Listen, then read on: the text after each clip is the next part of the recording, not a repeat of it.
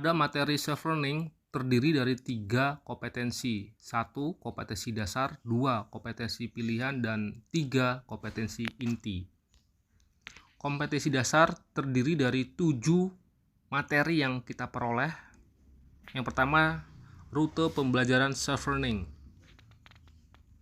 Nah, rute ini diharapkan dan harus kita kuasai atau mungkin kita pahami terkait dengan kelompok mata inti pelatihan inti yang pertama. Yang kedua, kelompok mata pelatihan dasar memuat agenda smart governance sesuai dengan ketentuan peraturan perundang-undangan. Dan yang ketiga, kelompok mata pelatihan pilihan yang memuat agenda penunjang pembelajaran aktualisasi kepemimpinan.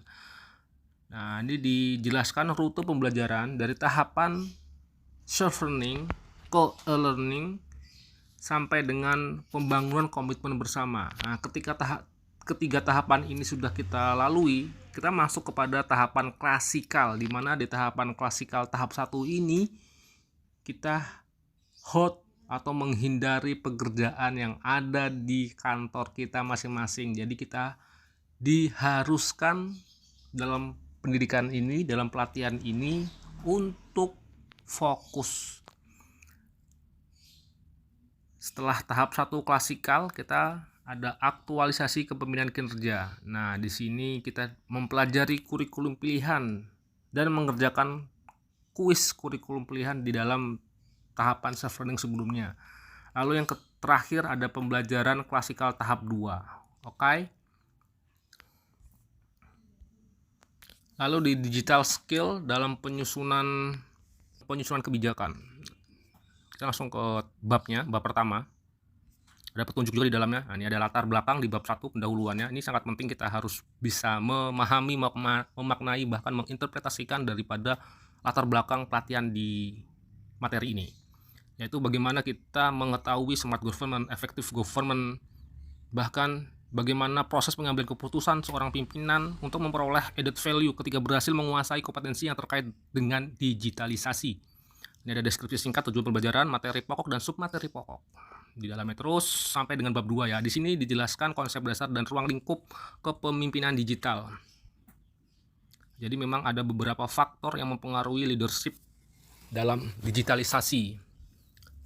Ada perencanaan, pengorganisasian, pelaksanaan, tugas ikhtiar, pengawasan atau pengendalian, dan selanjutnya di dalam manajemen terdapat unsur-unsur yang menjadi kapital atau modal kinerja organisasi dalam mencapai tujuan, yaitu manusia, money atau uang, bahan material, mesin atau mesin, metode, dan market ya. Ini lebih kepada kita memahami bisnis atau manajemen bisnis ya, untuk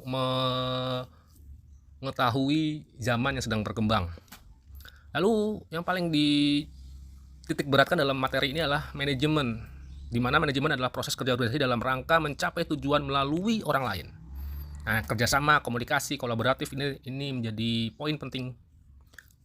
Nah, di sini disebutkan dalam era digital kita harus benar-benar memahami terkait dengan tata kelola pemerintahan berbasis elektronik. Secara mendasar telah melahirkan rekayasa dalam tata kelola organisasi yang berbasis elektronik yang dikenal dengan business process engineering. Baik, jadi ada fungsi-fungsi juga kepemimpinan digital. Ada 1 kesadaran digital, pola pikir digital, ada kolaborasi, ada inovasi, ada komunikasi, lalu ada prakarsa dan inisiasi. Nah, ini hal-hal yang mendasar ya terkait dengan kepemimpinan. Lalu ada prinsip dasar kepemimpinan digital. Ini yaitu kita di dalam materi ini mengambil nilai luhur dari ajaran Ki Hajar Dewantara terkait dengan Ingangso Sungtulodo, bagaimana kita bisa menjadi teladan atau contoh kepada bawahan kita. Lalu Ingmat Doi Mangunkarso, bagaimana kita bisa ada di tengah-tengah mereka, kita hadir ketika ada masalah, ada permasalahan, bagaimana keputusan yang harus diambil. Lalu ada Tutwuri Handayani, kita harus bisa bersikap sebagai motivator, mendorong teman-teman bawahan kita atau organisasi, bahkan bisa memberikan input kepada pimpinan dalam hal pengambilan keputusan demi kebaikan institusi atau lembaga yang kita jalani. Lalu ada unsur-unsur kepemimpinan digital. Ada 3 poin di dalamnya nih, tampil di depan, bagaimana kita memiliki pola pikir dan ide yang bersifat baru, kekinian, bagaimana kita bisa memiliki sifat yang terbuka dalam menerima masukan dan kritik baik dari dalam maupun dari luar organisasi. Ya, di sini sangat penting banget. Ini ada beberapa ahli dari Stephen R. Covey, yaitu yang pertama, seorang pemimpin merupakan orang yang belajar seumur hidup. Wow. 2, pemimpin harus berorientasi kepada tugas pelayanan. Dan yang ketiga, seorang pemimpin harus membawa energi positif bagi lingkungan kerjanya.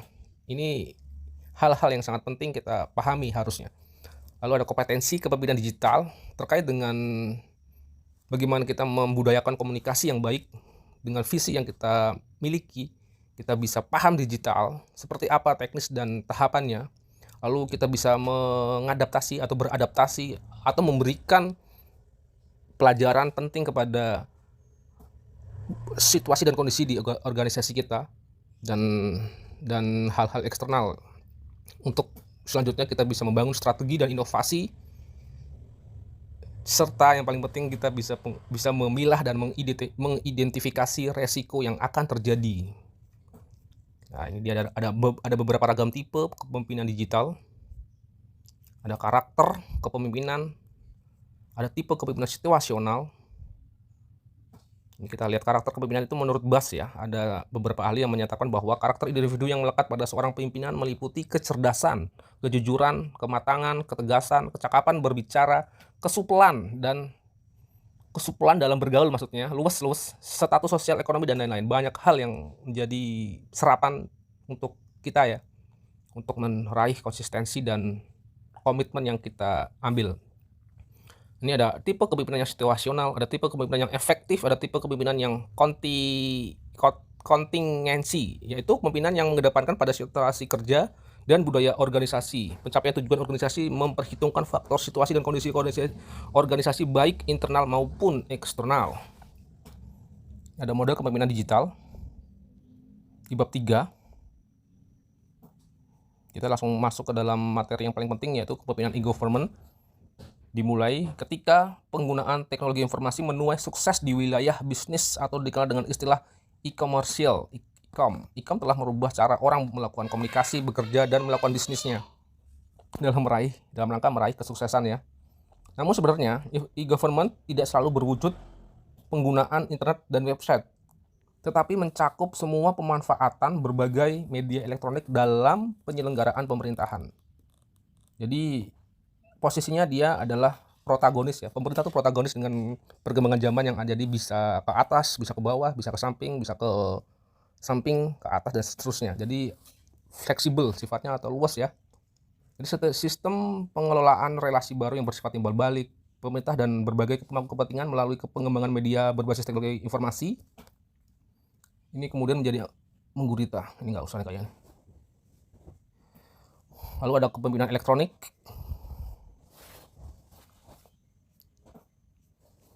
Ini sangat panjang nih. Ada kepemimpinan entrepreneur. Nah, ini ada yang paling penting adalah tantangan kepemimpinan digital untuk pengambilan keputusan yang gesit dan inovatif dalam bab 4. Kompleksitas permasalahan menjadi hal yang sangat perlu diantisipasi. Di sini ada terminologi VUCA. Nah, ini VUCA pertama kali dicetuskan dalam dunia militer Amerika Serikat pada tahun 1987 untuk menggambarkan kondisi dunia multilateral yang dinamis, fluktuatif, penuh ketidakpastian, kompleks, dan ambigu sebagai hasil dari Perang Dingin. Ya, ini memang memaksa seorang pemimpin bisa mengambil atau memaknai atau menginterpretasikan sebuah kondisi yang tidak pasti untuk membuat suatu kebijakan yang penting dan bermanfaat. Nah, ini pengambilan keputusan yang gesit dan inovatif. Ini penting banget ini. Jadi masalah kompleksitas persoalan dapat kita rasakan pada cara kerja birokrasi publik. Nah, ini kita kembali kepada tataran kegesitan tidak akan terwujud dan birokrasi publik juga semakin tertinggal jauh dari negara-negara di dunia. Bahwa saat dunia sedang menghadapi situasi VUCA, birokrasi publik Indonesia telah seharusnya belajar bahwa perubahan tidak akan dapat diantisipasi dengan mereplikasi pengalaman-pengalaman di masa lalu. Oke, jadi pertanyaan selanjutnya adalah bagaimana kita dapat menciptakan birokrasi publik yang gesit dan inovatif dalam era VUCA ini? Wow, kita dibebankan dengan situasi dan kondisi dunia. Lalu ada prinsip-prinsip yang harus dipahami bagi birokrasi. Bagaimana paradigma gesit ini menjelma menjadi prakondisi yang harusnya dipenuhi oleh birokrasi untuk berubah. Jadi pertama, birokrasi publik perlu merumuskan value proposition yang akan diwujudkan dengan metode gesit dan melakukan agility shift, yaitu mengubah cara kerja birokrasi gaya lama ke cara kerja baru yang lebih terbuka, adaptif, dan responsif. Jadi ada beberapa metode gesit yang dijelaskan dalam materi ini. Jadi secara fundamental akan terjadi perubahan budaya kerja birokrasi menjadi lebih kolaboratif dan responsif. Jadi manajemen kerja birokrasi akan lebih berfokus pada proses inovasi dengan adanya ruang-ruang untuk mewujudkan evidence-based policy yang tidak hanya dibatasi dari data-data tradisional, tetapi juga sumber data lainnya agar informasi menjadi lebih faktual dan dinamis. Karakter pemimpin haruslah dapat memprediksi hal-hal yang menjadi ancaman, memiliki visi yang jelas, berfokus pada tren dan tujuan organisasi yang strategis, sehingga perlu menyusun kebijakan yang fleksibel terhadap penggunaan sumber daya di mana dan kapan sumber daya tersebut dialokasikan. Jadi citizen centric. Jadi ada pendekatan citizen centric. Jadi warga negara atau citizen memegang peranan yang amat penting dalam kebijakan publik yang gesit. Wow. Memang sebenarnya kalau kesimpulan saya pribadi memang bagaimana pemerintah secara makro bisa membentuk masyarakat yang melayani itu sangat penting. Karena selama masyarakat itu dalam tataran kemanjaan akan membuat gonjang-ganjing pemerintahan yang agile tadi ya. Instrumen mewujudkan pengambilan keputusan gesit dan inovatif ada banyak banget di sini, sangat penting untuk kita pelajari. Ini ada penutupnya. Modul self resilience ini sangat penting banget, bagaimana kita diajarkan untuk bisa memanajemen emosi. Karena kalau kita nggak bisa memanajemen emosi, hasilnya akan stres. Jadi ini ada metode pembelajarannya seperti ini. Ini ada dasar-dasar teoritis terkait dengan stres. Jadi stres itu diartikan respon tubuh terhadap tekanan. Sejumlah situasi atau peristiwa kehidupan yang berbeda dapat menyebabkan stres. Stres sering dipicu ketika seseorang mengalami satu, paparan hal baru tidak terduga atau yang mengancam rasa diri. Dua, ketika seseorang merasa memiliki sedikit kendali atau situasi. Ini masuk dalam kuis ya. Nah, ini ada beberapa pengertian. Modul self resilience ini sangat penting juga untuk kita pahami.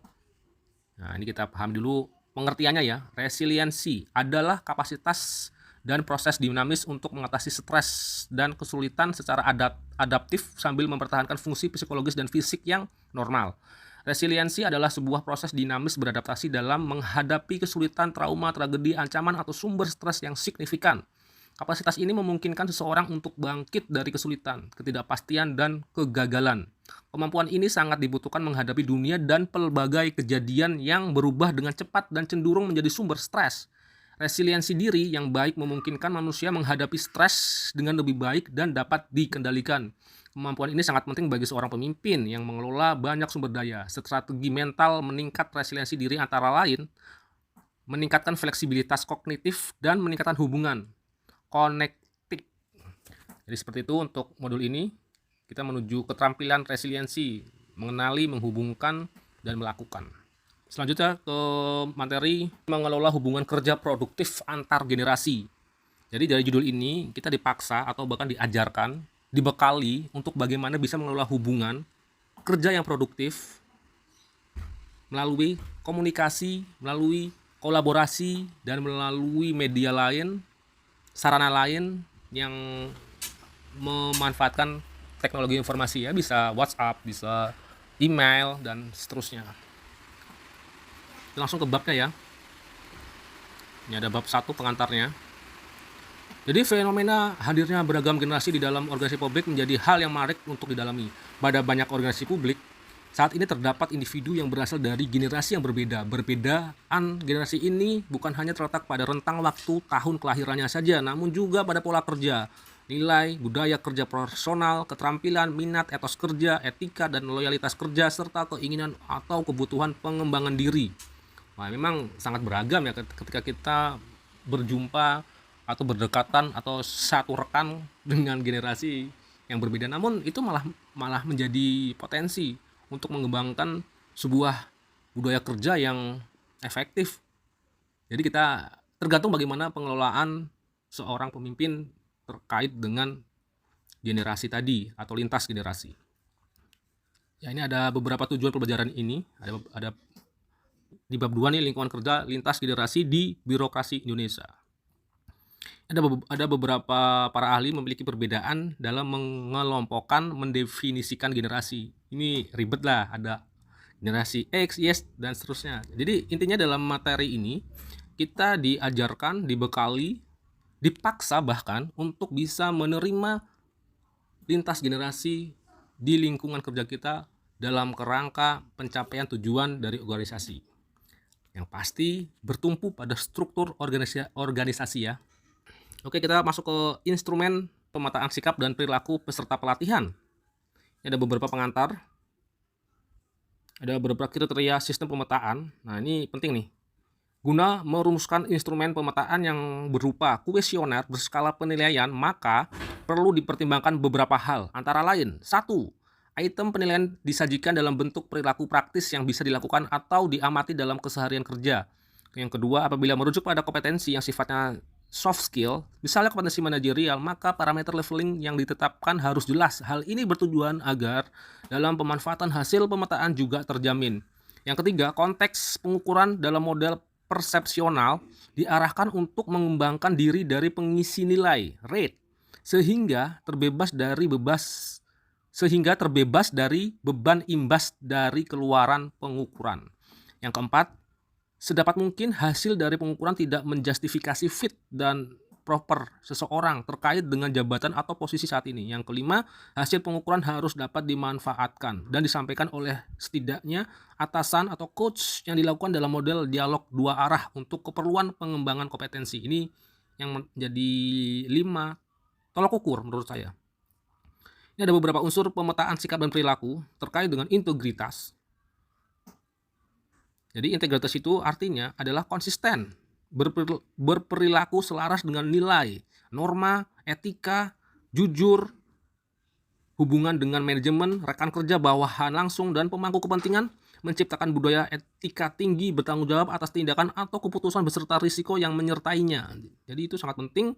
Ada 6 subkomponen dalam integritas, yaitu tanggung jawab, komitmen, kedisiplinan, kejujuran, konsistensi, dan pengambilan keputusan dilematis. Yang kedua, kerjasama. Ini ada 5 subkomponen: kerjasama internal, kerjasama eksternal, komunikasi, fleksibilitas, dan komitmen dalam tim. Lalu ada pengelola perubahan, ada subkomponen terkait dengan pengelola perubahan, ada 5, yaitu orientasi pelayanan, adaptabilitas, pengembangan diri, orientasi pada hasil inisiatif. Jadi di antara 3 kompetensi utama pemetaan sikap dan perilaku kepemimpinan di atas sebenarnya juga tidak bisa dilepaskan dari subkomponen pendukung di dalamnya. Jadi saling terkait. Jadi di 3 komponen integritas, kerjasama, mengelola perubahan, serta subkomponen di dalamnya itu memiliki keterkaitan satu dengan yang lainnya, sehingga itu terbentuk dalam satu sistem. Jadi sistem itu kalau pengertian saya adalah suatu rangkaian yang saling terkait, yang saling terhubung satu sama lainnya untuk mencapai tujuan. Ini ada beberapa lagi, ini ada butir-butirnya. Jadi ini sangat penting ya. Jadi kita mempertajam bagaimana komitmen, bagaimana konsistensi, dan bagaimana kemanfaatan yang akan kita raih. Selanjutnya di penilaian sikap dan perilaku ya. Ini ada beberapa indikator. Ini lebih kepada kertas kerja dan terdiri dari beberapa set. Yang set pertama adalah formulir peserta. Ini formulir peserta. Yang set kedua adalah formulir mentor. Lalu set yang ketiga pengolahan awal peserta. Set keempat ada pengolahan awal mentor. Lalu set yang kelima ada pengolahan gabungan ya. Selanjutnya ada set lagi pengolahan akhir. Nah, ini pengolahan akhir menjadi penilaian sikap perilaku peserta. Selanjutnya ada katalog pengembangan sikap. Ini terkait yang pertama adalah integritas. Di dalamnya ada tanggung jawab, komitmen, kedisiplinan, kejujuran, konsistensi, pengambilan keputusan dilematis. Nah, ini penting nih. Ini untuk beberapa subaspek atau aspek penting dalam integritas seorang individu atau seorang pemimpin dalam sebuah organisasi. Lalu ada aspek kerjasama, ada subaspek di dalamnya terkait dengan kerjasama internal, kerjasama eksternal, komunikasi, fleksibilitas, komitmen dalam tim. Lalu aspek yang berikutnya mengelola perubahan. Ada yang ketiga ya ini, yaitu terkait dengan orientasi pelayanan. Di sini ada deskripsi dan seterusnya. Lalu ada adaptabilitas, jadi kemampuan untuk menyesuaikan diri dengan perkembangan atau perubahan yang terjadi di lingkungan tugas, baik pada tataran strategis maupun cakupan spesifik tugas, makro mikro, itu jadi poin penting. Lalu ada subaspek ketiga, pengembangan diri dan orang lain. Nah, ini lebih ke kerjasama, komunikasi. Lalu ada orientasi pada hasil atau outcome ya. Lalu ada inisiasi atau inisiatif, penting banget untuk membentuk suatu inovasi. Oke,